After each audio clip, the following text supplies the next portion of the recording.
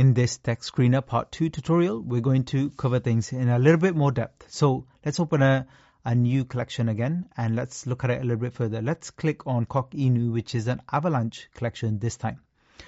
So you would have known from Part 1, we've got the main chart here, gives us a general overview.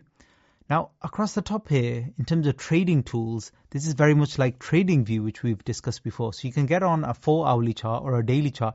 Usually daily charts actually don't provide that much information only because a lot of these coins are new. So you need to be on a smaller time frame. But some of them that have been popular for a while, like Koch Inu, you can definitely jump onto a daily. And you can see here, generally, we had that big pump at the beginning, which we get with a lot of coins that are doing well. Doesn't last long. This one lasted longer than most of the others. This is why it's one of the best coins on Avalanche. Then we got that dump down. We got a retrace, dump down again, and it's kind of going sideways. Not kind of all the way back down to the lows either, which is promising. So long term, for this particular coin, if we do get another massive crypto bull run and meme coin interest, then potentially this could go up, potentially.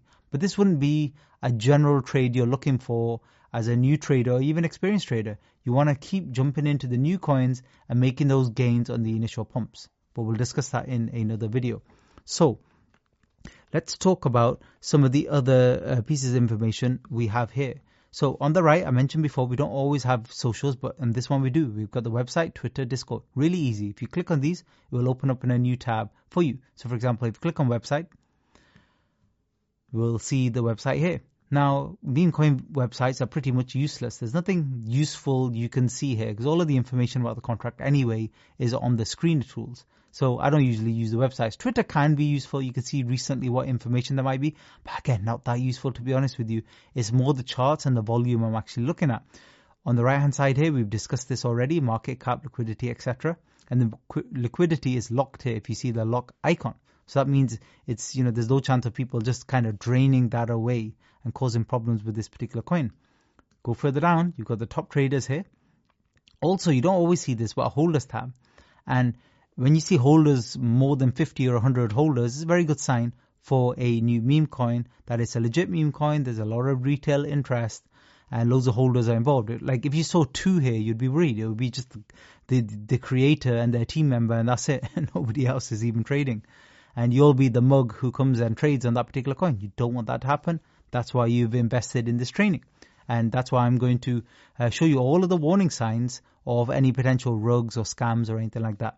See live trades underneath here. You can see it's a lot of buying pressure over the last kind of 10 minutes or so, which is interesting.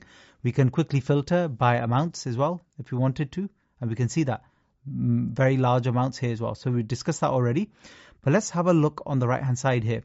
We discussed the icons and how they're pretty much meaningless, but we also get this gold plus security. If you click on the scroll down, I'll give you a quick summary of the contract. Again, like I mentioned in part 1, it's not always 100% accurate, so be careful.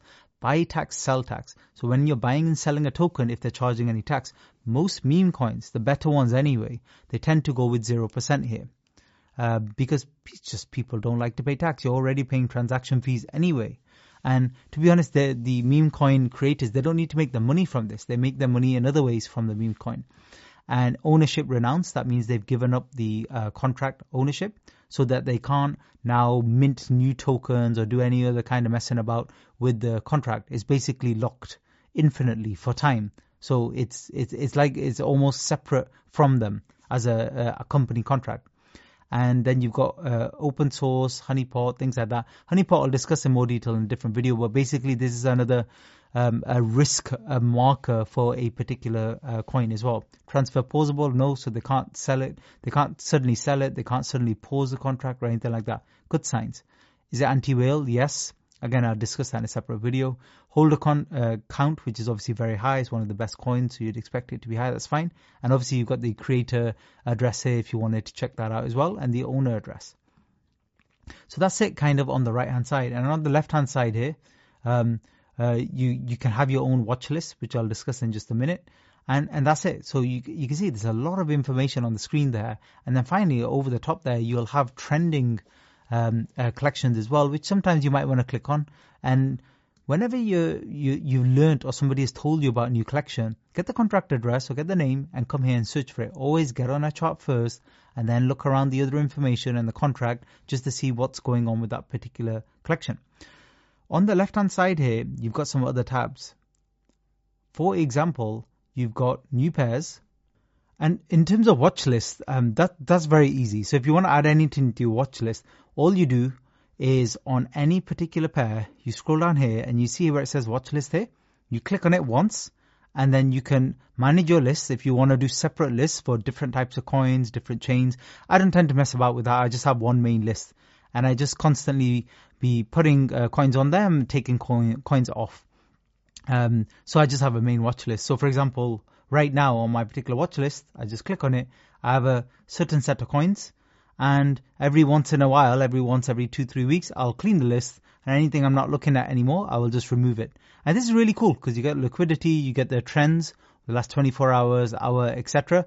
But still, it's not enough to just have these numbers here. I need to check on a chart. So I'd still need to click into one and I want to look at a chart and see what's going on. And if it's completely, for example, if it's a completely dead collection, it's not doing anything, I would just remove it from my list, which is very easy to do. So this is probably somewhere in between, but basically, yeah, you can take it off there or leave it back on.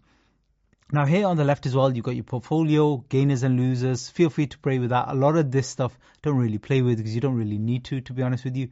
Gainers and losers, not really, because again, it's just the trending again, but if you wanted to, because mainly it's new ones I'm looking at, but if you wanted to, you can sort it by 6 hourly to see what's moved kind of the most as well. Now, a lot of these aren't proper meme coins anyway, but again, you'll learn that as you're looking through them.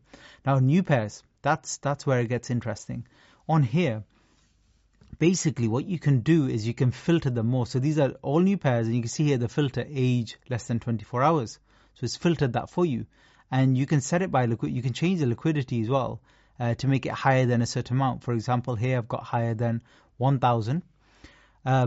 And then you can rank it and you can sort filters. So if you particularly like trading Avalanche meme coins, just go for the Avalanche ones only, click apply, and then you've only got the Avalanche ones. And you can see today, literally, it's just a handful.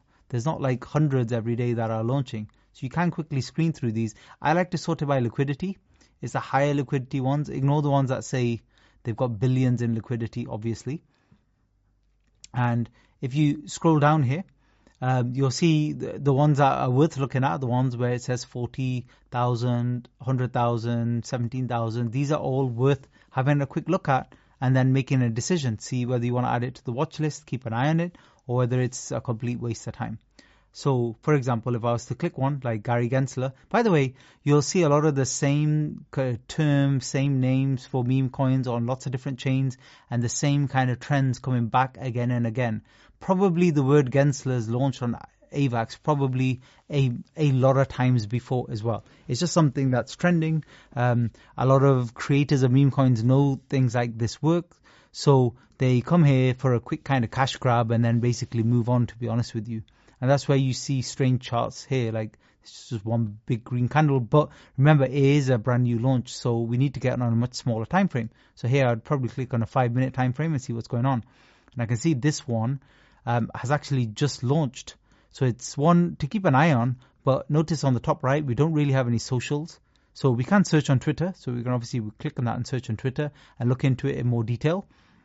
But there's a lot more investigative work we want to do with this particular collection. And that's what I'll be discussing in an upcoming video, because that's really where the money's made, to be honest with you. As long as you can keep away from some of these collections. For example, this one has been going for a while now, over an hour. But notice, quick red flag. It only has 3 holders. Like, which new collection do you know after an hour that only has 3 holders? It should have a lot more. So basically, this is more than likely a failed launch. So something's not right here. They've not marketed, not done anything. Just because they've got green candles and the price seems a little bit higher doesn't mean anything. If there's no liquidity there, you can't really buy and sell it. There's no one to sell to. How is the price going to pump? The price pumps when there's more trading volume and more holders jump on board. That's how prices move. And finally, just here on the left, if you click on more, you've got things like trends here as well, which you can click on and use. So again, these are things I've never really looked at, but if you wanted to, you can have a quick kind of glance through. Trends here as well, you can have a quick look at. Again, it's not really something I click on. It's more the new pairs I'm looking at. I'm quickly screening them. Or somebody's mentioned in some of the call groups or something, somebody's mentioned a particular coin, I'd come here and do a search. And very important, when you're doing searches, don't always search for the name. Try and search for the contract address, because sometimes you'll find the same, any new popular collection that's doing really well, you'll find lots of copycat collections as well that seem to have the same name. And you don't want to get tricked by clicking on the wrong one. That's it for this one. Thank you for listening.